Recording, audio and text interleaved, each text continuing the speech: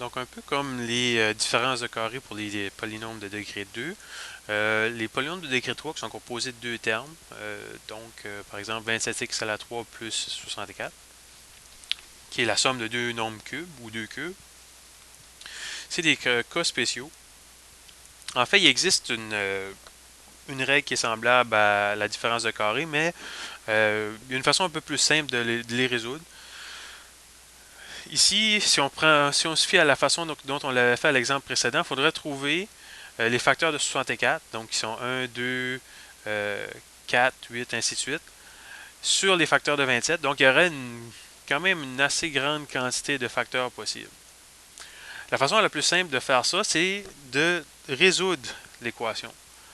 Parce qu'il y a simplement une variable. Donc, on peut déterminer quelle est la valeur de x pour laquelle ce polynôme-là est nul. Donc, c'est-à-dire qu'on peut mettre 27 x à la 3 plus 64 égale à 0, puis on peut raisonnablement isoler un x. Puisqu'on peut le faire, on va le faire, ça va être beaucoup plus simple. Puis pourquoi on peut faire ça? C'est parce que simplement, on a juste deux termes, on n'a pas de termes en x2 et en x qui viennent ajouter une certaine difficulté à résoudre cette équation-là. Donc, de là, on peut trouver que 27x à la 3 est égal à moins 64. Si on divise par 27, puis on laisse tout ça en fraction, on trouve que x à la 3 c'est égal à moins 64 sur 27. Pour trouver x, on va prendre la racine cubique. Racine cubique.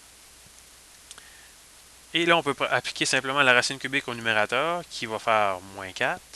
Racine cubique de 27, qui est 3. Donc, on sait que si on remplace x par moins 4 tiers, on va obtenir un reste de 0.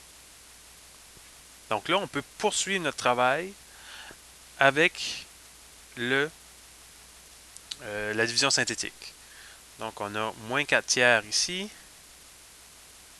On avait 27x à la 3, 0x au carré, 0x et plus 64.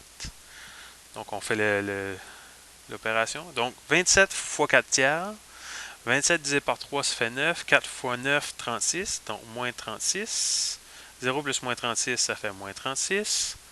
Moins 36 divisé par 3, ça fait 12. 4 fois 12, 48. 0 plus 48, ça donne 48.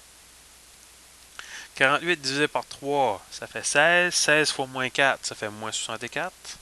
Et on retombe sur un reste de 0.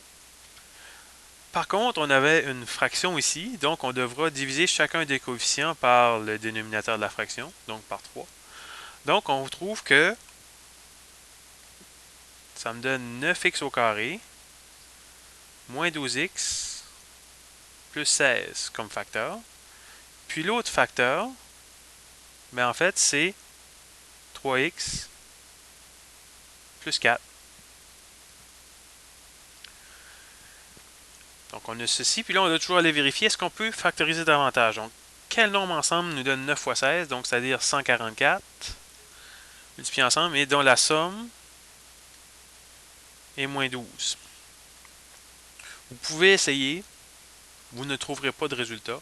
Donc, voici la factorisation complète de 27x à la 3 plus 64.